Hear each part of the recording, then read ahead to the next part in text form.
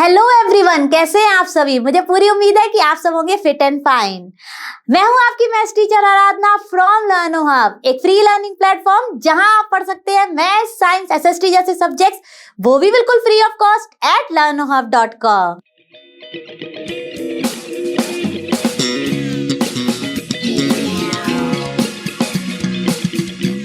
तो बच्चों, आज मैं आपके लिए लेकर आई हूं एनसीईआरटी सॉल्यूशन फॉर क्लास 7 और आज का हमारा चैप्टर है chapter number 11 perimeter and area. Finish करेंगे इसकी एक्सरसाइज 11.3 के क्वेश्चन नंबर 1 to 6। तो आप सभी अपनी नोटबुक और पेन के साथ रेडी हैं? नहीं है तो फटाफट लेकर आ जाइए और मेरे साथ साथ सॉल्व कीजिए।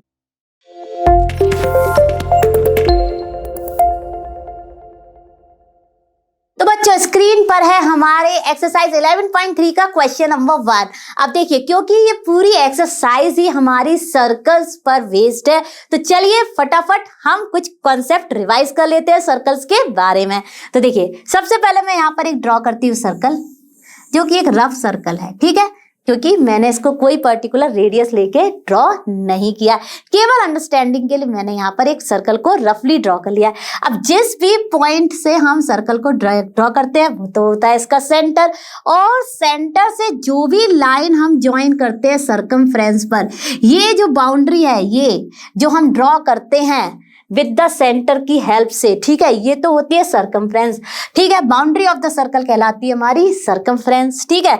और ये जो भी हम यहाँ सेंटर से सर्कमफ्रेंस पर लाइन खींचते हैं, इसको हम कहते हैं रेडियस। ये आपको सभी को पता है, काफी टाइम से पढ़ते आ रहे हैं। इसको डबल कर देते हैं तो ये हो जाता है हमारा डायामीटर, यानी कि पूरा का पूरा जब सेंटर को दोनों साइड में, यानी कि सेंटर से डबल कर देते हैं हम, रेडियस को दोनों साइड में ड्रॉ कर देते हैं, तो वो हो जाता है हमारा डायामीटर, यानी कि हमारा डायामीटर होता है डबल ऑफ द रेडियस। ये भी आपको पता होगा, आपने चैप्टर में पढ़ा भी होगा, ठीक है। ये तो हो गई कुछ टर्मिनोलॉजी, वो हम यूज करेंगे। बाउंड्री होती है सर्कमफ्रेंस, ठीक है। अब हमारे पास एक बहुत ही इंपॉर्टेंट थिंग आती है, जो होती है पाई। यहाँ पर पाई का वैल्यू होता है, कैसे निकालते हैं हम इसको, सर्कमफ्रेंस अपॉन डायामीटर। हमेशा आपको ये ध्यान रखना है, ठीक है। अब सर्कमफ्रेंस अपॉन डायामीटर, इसका पाई का वैल्यू आता है, ठीक है। इसकी एक स्टैंडर्ड वैल्यू होती है, जो या तो फ्रैक्शन के फॉर्म में होती है 22/7, और हमारी जब हम इसको सॉल्व करते हैं तो आती है एक बहुत ही बड़ी वैल्यू, जिसको हम ले लेते हैं फॉर रीड स्टैंडर्ड। इतना जानना जरूरी है कि इसको हम ले लेते हैं, अगर हमें डेसिमल फॉर्म में लेनी है तो पाई इक्वल्स टू 3.14। जैसे जैसे आप हायर क्लास में जाएंगे इसके बारे में और भी बहुत कुछ पढ़ेंगे, लेकिन फिलहाल आपके लिए इतना जानना ही काफी है, ठीक है। तो चलिए, ये चीजें हो गई। आप देखिए, सर्कमफ्रेंस का फॉर्मूला होता है हमारा to find circumference of the circle which is nothing but the perimeter of the circle. जब भी हम पेरीमीटर ऑफ द सर्कल की बात करेंगे तो हमें क्या फाइंड करना है, इसका सर्कमफ्रेंस, क्योंकि बाउंड्री तो होती है किसी चीज की पेरीमीटर, और यहाँ पर हमारी बाउंड्री ऑफ सर्कल ही हो गई सर्कमफ्रेंस। तो क्या हो गई वो हमारी, देखिए यहाँ से ही आएगी ये सर्कमफ्रेंस इक्वल्स टू होता है हमारा पाई इंटू डी, ठीक है। ये जाएगा यहाँ पर मल्टीप्लाई हो जाएगा, ठीक है। तो ये हो जाएगा हमारा pi into D, capital D भी लिख सकते हैं, स्मॉल डी भी। अब डी क्या होता है, 2r। तो देखिए, सर्कमफ्रेंस का फॉर्मूला आ गया, सर्कमफ्रेंस इक्वल्स टू, हमने रख दिया डायमीटर इक्वल्स टू 2r, ठीक है। तो ये हो गया पाई, और डायमीटर की जगह रख दिया 2r, तो ये क्या हो गया formula, circumference equals to 2πr, ठीक है। ये हो गया हमारा to find the perimeter of the circle का फॉर्मूला, ठीक है। अब देखिए, एरिया की बात कर लेते हैं। अब एरिया ऑफ द सर्कल हमारा होता है, area of circle is pi r square, ठीक है। ये होता है formula to calculate the area of the circle, ठीक है। अब यहाँ पर भी पाई की वैल्यू एज इट इज रहेगी। अगर आपको फ्रैक्शन फॉर्म में लिखनी है तो 22/7, और अगर आपको डेसिमल फॉर्म में लेनी है तो 3.14, ठीक है। तो आपको मैंने सारे फॉर्मूले, थोड़ी सी टर्मिनोलॉजी और थोड़े से कॉन्सेप्ट रिवाइज करा दिए। अब करते हैं अपनी एक्सरसाइज। तो चलिए बच्चों, पहला क्वेश्चन देखते हैं, क्या कहा गया है क्वेश्चन में। Find the circumference of the circles with the following radius. Take pi equals to 22/7. यानी क्वेश्चन में क्लियरली दिया गया है कि हमें पाई की वैल्यू यही लेनी है। आप देखिए, हमें दिया गया है radius 14 centimetre for the first one 14 centimetre. ठीक है, अब रेडियस हमें पता है, सरकमफ्रेंस का फॉर्मूला हमें पता ही होता है और पाई की वैल्यू हमें दी गई है। तो चलिए फटाफट फाइंड कर लेते हैं। लिख देंगे for the A part circumference, जिसको हम कैपिटल सी या स्मॉल सी से भी डिनोट कर सकते हैं, जो कि होती है perimeter of the circle equals to 2 pi r. अब वैल्यूज को सब्स्टिट्यूट करेंगे फटाफट। पाई की वैल्यू है 22/7 और आर है हमारा 14 सेंटीमीटर। यूनिट को हमें इग्नोर बिल्कुल नहीं करना है। तो देखिए 7 2 14 हो गया और ये आ गया हमारा 22 इंटू 2 इंटू 2 क्या हो जाएगा यहाँ पर 4, डायरेक्टली लिख दिया और यूनिट रहेगी सेंटीमीटर ही। जो यूनिट हमारी perimeter of rectangle and square के टर्म्स में थी वही यूनिट होगी हमारी अपने सर्कल्स के टर्म में फॉर पेरीमीटर। और यहाँ पे पेरीमीटर है सरकमफ्रेंस। अगेन एंड अगेन मैं आपको कह रही हूँ, यानी क्वेश्चन में आपसे पूछ लिया है पेरीमीटर फाइंड करिए, तो आप क्या फाइंड करेंगे सर्कल के केस में, उसका सरकमफ्रेंस। ठीक है, तो ये आ गया हमारा 88 सेंटीमीटर। ठीक है, तो ए पार्ट में हमारी सरकमफ्रेंस आ गई 88 सेंटीमीटर। चलिए करते हैं अपना बी पार्ट। अब देखिए बच्चों, बी पार्ट में हमें दी गई है रेडियस 28 mm। तो चलिए फटाफट फॉर्मूला में सब्स्टिट्यूट करते हैं वैल्यूज को। रेडियस है हमारी 28 mm। तो क्या फॉर्मूला है, सरकमफ्रेंस ऑफ सर्कल। ऑब्वियसली हम यहाँ पे सर्कल की बात कर रहे हैं तो मैंने डायरेक्टली लिख दिया C equals to 2 pi r. तो देखिए क्या हो गया 2 इंटू 22/7 पाई की वैल्यू और आर है हमारी 28 mm। अब देखिए इसको सिंप्लीफाई कर दिया, 7 4 28, क्या बचा हमारे पास 4 इंटू 2 या फिर 2 इंटू 4 इंटू 22, क्योंकि मल्टीप्लीकेशन है तो हम किसी भी ऑर्डर में लिख सकते हैं, तो वही मैंने लिख दिया। ठीक है, अब फटाफट मल्टीप्लाई कर लेते हैं। तो ये क्या हो जाएगा 8 इंटू 22 mm। ठीक है, और ये आ गया हमारा 176 mm। यानी कि बी केस में हमारा सरकमफ्रेंस आ गया जब रेडियस थी 28 mm 176 mm। क्लियर हुआ होगा। करते हैं इसका सी पार्ट। अब देखिए बच्चों, सी में हमें दी गई है अपनी रेडियस 21 सेंटीमीटर। तो चलिए फॉर्मूले में सब्स्टिट्यूट कर देते हैं।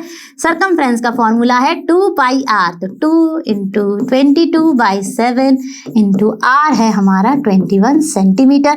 7 से इसको फटाफट हमने कर दिया सिंप्लीफाई। ये हो गया 7 3 21 और ये देखिए इसी ऑर्डर में लिख दिया मैंने। चाहे आप ऑर्डर चेंज करके लिख दे क्योंकि ये मल्टीप्लीकेशन है, वैल्यू विल नॉट चेंज। तो क्या आ गया आंसर, तो हमारा आंसर आ गया इस केस में जब हमारी रेडियस थी 21 सेंटीमीटर, सरकमफ्रेंस आ गई हमारी 132 सेंटीमीटर। थे ना सुपर डुपर इजी क्वेश्चंस। चलिए चलते हैं अपने नेक्स्ट क्वेश्चन पर। तो अब हमारी स्क्रीन पर है क्वेश्चन नंबर 2। तो क्वेश्चन नंबर 2 में क्या कहा जा रहा है, find the area of the following circles. और हमें दिए गए यहाँ पर 3 पार्ट्स। तो फटाफट एक एक पार्ट को हम सॉल्व करते हैं। तो चलिए शुरू करते हैं अपना ए पार्ट। तो ए पार्ट में हमें दिया गया रेडियस 14 mm और हमें फाइंड करना है एरिया। और एरिया का फॉर्मूला आप सबको ही पता है for a part, area equals to pi r square in terms of circle. ठीक है, अब चलिए फटाफट, हमें कहा ही गया है कि पाई की वैल्यू हमें लेनी है 22/7। तो चलिए हमने रख दी 22/7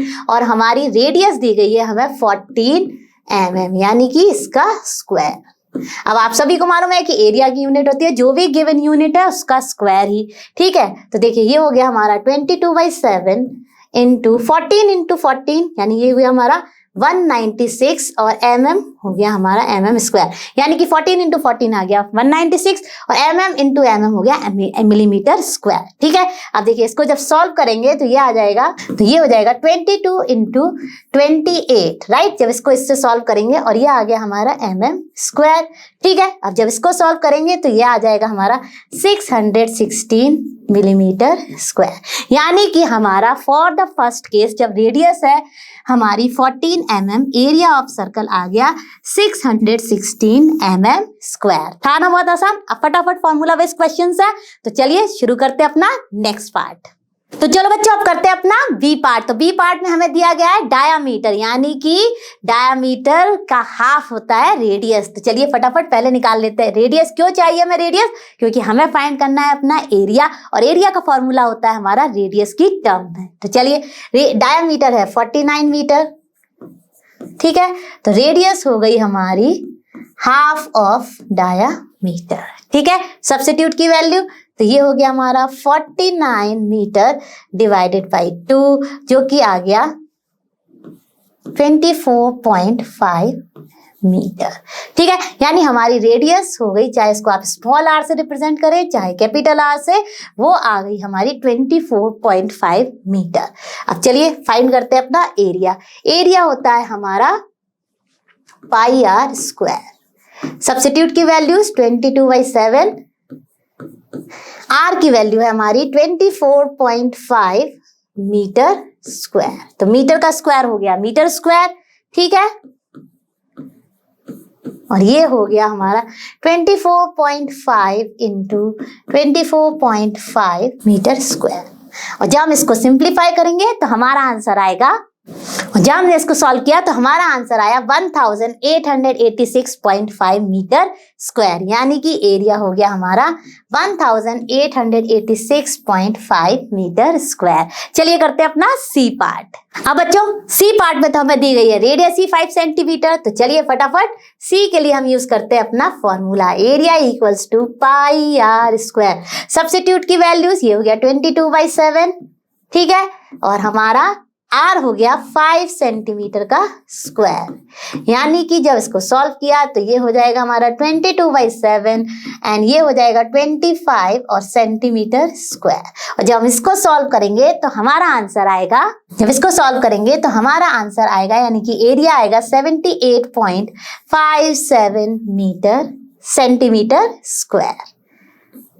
तो थे ना तीनों के तीनों पार्ट बहुत ही आसान। सब्स्टिट्यूट की अपनी वैल्यूज अपने फॉर्मूले में और फाइंड कर लिया एरिया। तो अब चलते हैं अपने नेक्स्ट क्वेश्चन पर। चलो बच्चों अब शुरू करते हैं अपना क्वेश्चन नंबर 3। तो क्वेश्चन नंबर 3 में क्या कहा जा रहा है, if the circumference of a circular sheet is 154 metre, find its radius, also find the area of the sheet. अब देखिए सबसे पहले तो हमें क्या दिया गया है, सर्कमफ्रेंस दिया गया है। तो जो भी हमें क्वेश्चन में गिवन है पहले हम वही लिख लेते हैं, क्योंकि मैं हमेशा आपको कहती हूँ कि क्वेश्चन में जो गिवन है उससे ही हम फाइंड करते हैं जो हमसे पूछा गया है। तो चलिए फटाफट लिख लेते हैं। तो हमें दिया गया सर्कमफ्रेंस, ठीक है, तो लिखते हैं गिवन, सर्कमफ्रेंस को मैं रिप्रेजेंट कर रही हूँ सी से, तो circumference of circle which is 154 metre, ठीक है।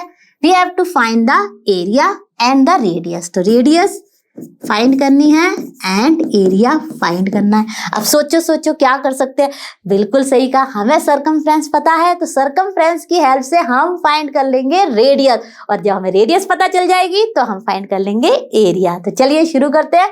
हमें पता है कि सर्कमफ्रेंस ऑफ सर्कल होती है 2 पाई आर, तो लिख दिया हमने यहाँ पर 2 पाई आर। होती है कि नहीं होती है बच्चों, बिल्कुल होती है, क्योंकि ये हमने शुरू में ही डिस्कस कर लिया था। अब देखिए यहाँ पर हमने वैल्यू रखी अपनी सर्कमफ्रेंस की, जो हमें गिवन है 154 मीटर और 2 पाई, और क्लियरली हमसे कहा गया है कि पाई की वैल्यू को भाई आपको रखना है 22/7, तो वही हमने रख दी, और आर है हमारी हमें फाइंड करनी। तो चलिए ये भी लिख लिया। अब हमें करनी है अपनी बिल्कुल सिंपल कैलकुलेशन, जिससे हमें मिल जाएगा अपना रेडियस। तो देखिए ये यहाँ पे किसमें है, डिवीजन में, अदर साइड में गया मल्टीप्लिकेशन में, जो आप काफी टाइम से पढ़ते भी आ रहे हैं। तो कुछ इस तरह से हो जाएगा 7 × 154 इक्वल टू 2 × 22 इंटू आर।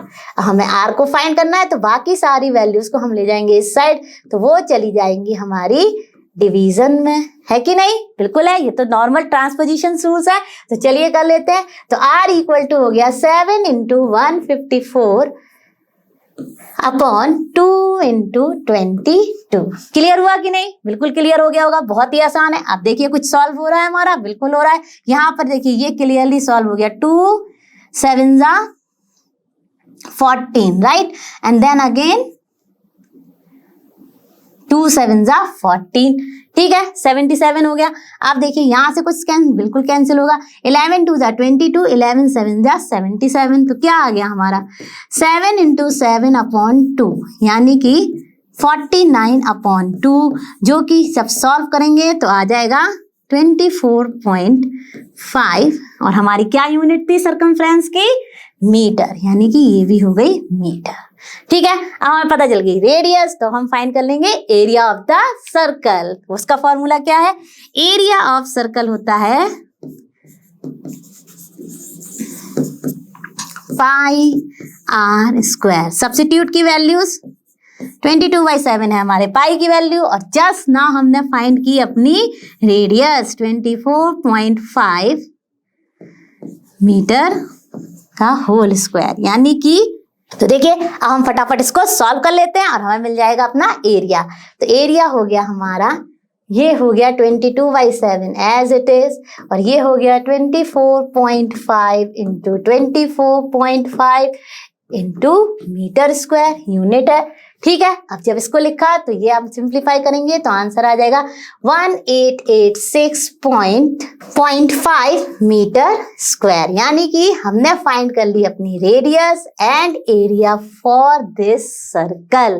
था ना कितना आसान? हमने अपने सर्कमफ्रेंस की हेल्प से फाइंड की रेडियस, और रेडियस पता होते ही हमने फाइंड कर लिया अपना एरिया। तो चलिए चलते हैं अपने नेक्स्ट क्वेश्चन पर। चलो बच्चों, अब करते हैं अपना क्वेश्चन नंबर 4। तो क्वेश्चन नंबर 4 में क्या कहा जा रहा है? A gardener wants to fence a circular garden of diameter 21 meter.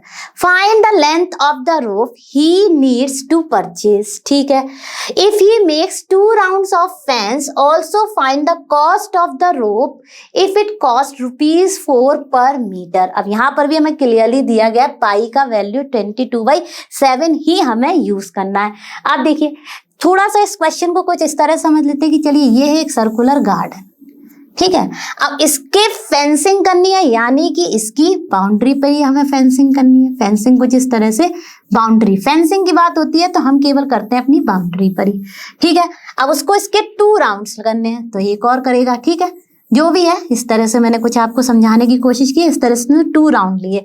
ठीक है, अब क्या कहा जा रहा है कि इस सर्कुलर जो गार्डन है इसका डायामीटर है 21 मीटर, तो इसकी रेडियस क्या हो जाएगी? Half of the diameter, right? Half of the diameter हो जाएगी हमारी रेडियस। तो हम सबसे पहले निकाल लेते हैं अपनी रेडियस ही। तो चलिए शुरू करते हैं, लिख लेते हैं डायामीटर ऑफ,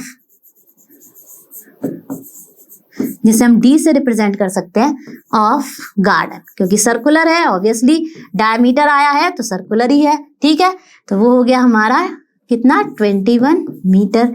तो हमारी रेडियस यानी कि आर लिख दी मैंने ऑफ गार्डन, चाहे आप स्मॉल आर रिप्रेजेंट करें चाहे कैपिटल आर, कोई फर्क नहीं पड़ता है। वो हो गई हमारी 21/2 मीटर, जो कि हो जाएगी 10.5 मीटर। ठीक है, रेडियस आ गई। अब हम निकाल लेंगे अपनी सर्कमफ्रेंस, क्योंकि फेंसिंग की बात हो रही है तो हमें क्या चाहिए? लेंथ ऑफ द बाउंड्री, और लेंथ ऑफ द बाउंड्री हमें कैसे फाइंड करेंगे? पेरीमीटर से, और पेरीमीटर ऑफ द सर्कल क्या होता है? 2πr, यानी कि सर्कमफ्रेंस ऑफ द सर्कल। तो चलिए लिखते हैं सर्कमफ्रेंस, जिसको मैंने यहां पर पूरा लिख दिया है, लेकिन आप इसको सी से भी रिप्रेजेंट कर सकते हैं, सर्कमफ्रेंस सी ऑफ गार्डन। ठीक है, ये हो गई हमारी 2πr। ठीक है, तो 22/7 एंड r है हमारा 10.5 मीटर। ठीक है, सॉल्व करते हैं इसको फटाफट। जब इसको सॉल्व कर लेंगे तो हमारी सर्कमफ्रेंस आएगी 66 मीटर। ठीक है, अब ये तो है सर्कमफ्रेंस, उतना ही हमें रोप चाहिए जितना कि ये बाउंड्री है। तो circumference is nothing but the equal to the length of the rope, लेकिन उसने 2 राउंड्स लिए हैं तो टोटल लेंथ क्या हो जाएगी? 2 इंटू सर्कमफ्रेंस। ओके, तो चलिए लिख लेते हैं सी ऑफ यानी सर्कमफ्रेंस। ठीक है, circumference of garden equal to length of the rope. ठीक है, यहां तक क्लियर हो गया होगा। अब हम निकालेंगे लेंथ ऑफ वायर और length of rope, length of rope for 2 rounds.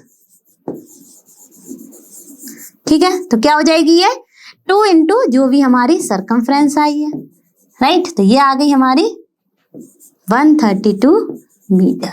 ठीक है, यानी कि हमारी total length of the wire for fencing is is 132 metre. अब हमें दिया गया कॉस्ट, तो कॉस्ट हमारी कितनी है, कॉस्ट है ₹4 पर मीटर।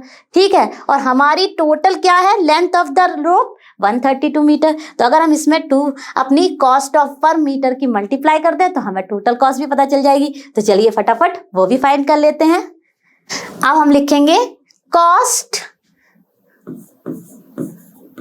पर metre, okay, cost per metre is ₹4।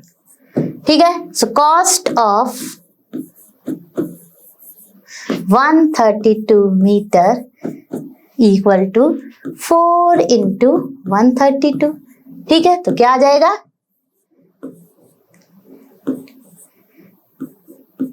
तो हमारी cost of fencing the circular garden is ₹528। तो हम लिख देंगे सारी चीजें जो भी हमें फाइंड की। पहला है length of rope required to fence. तो देखिए मैंने दोनों चीजें फाइंड कर ली। Length of the rope required to fence circular garden 2 times is 132 metre and cost of rope is ₹528। तो था ना बिल्कुल ही आसान क्वेश्चन, सारे क्वेश्चन ही फॉर्मूला बेस्ड। तो चलिए चलते हैं अपने नेक्स्ट क्वेश्चन पर। बच्चों आओ हमारी स्क्रीन पर है क्वेश्चन नंबर 5। तो क्वेश्चन नंबर 5 में क्या कहा जा रहा है, from a circular sheet of radius 4 centimetre a circle of radius 3 centimetre is removed. ठीक है, find the area of the remaining sheet. अब देखिए यहाँ पर एक ये दिया गया है आपको। ठीक है, अब इसमें देखिए क्या कहा जा रहा है कि जो शीट है, मान लिया ये सेंटर है। ठीक है, तो शीट तक की रेडियस जो है वो है हमारी, जो सर्कुलर शीट की रेडियस है यानी वो टिल द फर्स्ट सर्कल वो है 4 सेंटीमीटर। ठीक है, अब इसमें से एक 3 सेंटीमीटर रेडियस यानी कि इस रेडियस का, ठीक है, ये 3 सेंटीमीटर रेडियस का एक सर्कल कट करके निकाल दिया गया। अब क्या है, ये है रिमेनिंग हमारा पार्ट बचा हुआ शीट का। ठीक है, ये वाला, इसका एरिया क्या है ये हमें फाइंड करना है। ठीक है, तो अब इसको आप कैसे कर सकते हैं, आप पहले निकाल लीजिए कंप्लीट शीट का एरिया। ठीक है, फिर निकाल लीजिए area of the circle which is removed. ठीक है, आप देखिए फिर उसमें से total area of the circular sheet में से जो एरिया ऑफ द सर्कल आपने निकाला है वो अगर आप सब्ट्रैक्ट कर देंगे तो आपको पता चल जाएगा रिमेनिंग शीट का एरिया, है ना। क्लियर, तो इसको मान लेते हैं अपनी R1 और इसको मान लेते हैं अपनी R2। ठीक है, अब चलिए सॉल्व करते हैं फटाफट। तो चलो लिखते हैं step 1, area of circular sheet. ठीक है, तो हमारी क्या है, हमारी radius for circular sheet, radius of circular sheet is 4 centimetre. ठीक है, तो चलिए एरिया निकाल लेते हैं, πr1²। ठीक है, अब पाई की वैल्यू हमें लेनी है यहाँ पे 3.14 क्लियरली दिया गया है, इंटू R1² यानी कि हमारा 4 का स्क्वायर, 4 सेंटीमीटर का स्क्वायर। ठीक है, तो ये आ गया हमारा 3.14 इंटू 4 4 जा 16 सेंटीमीटर स्क्वायर। अब मल्टीप्लाई कर लेते हैं फटाफट। तो जब इसको सॉल्व किया तो हमारा area of the circular sheet आ गया 50.24 सेंटीमीटर स्क्वायर। अब क्या करेंगे, सेकंड थिंग, बिल्कुल सही कहा आपने, हम निकाल लेंगे area of the circle which is removed. ठीक है, तो निकाल लेते हैं स्टेप 2। क्या है हमारी रेडियस ऑफ सर्कल, R से मैंने रिप्रेजेंट किया है, रेडियस ऑफ सर्कल रिमूव्ड। ठीक है, क्या है हमारी radius of circle removed is 3 centimetre. ठीक है, तो एरिया हो गया हमारा, area of circle removed is πr² यानी कि 3.14 जो कि हमें क्लियरली दिया गया, यही वैल्यू लेनी है। और r हमारा है 3, ठीक है, तो 3 सेंटीमीटर का स्क्वायर, ठीक है। अब ये क्या हो जाएगा हमारा 3.14 इंटू 9 सेंटीमीटर स्क्वायर। इसको फटाफट सॉल्व कर लेते हैं। तो देखिए इसका एरिया आ गया हमारा, जो हमने सर्कल रिमूव किया है उसका 28.26 सेंटीमीटर स्क्वायर। अब हमें निकालना है अपना area of the remaining sheet. तो वो हम कैसे निकालेंगे, बिल्कुल सही कहा आपने, हम अपने total area of the sheet में से जो सर्कल रिमूव हुआ है उसका एरिया को सब्ट्रैक्ट करेंगे, ठीक है। तो वो कैसे करेंगे, यहां पर लिख रही हूं मैं, एरिया ऑफ रिमेनिंग शीट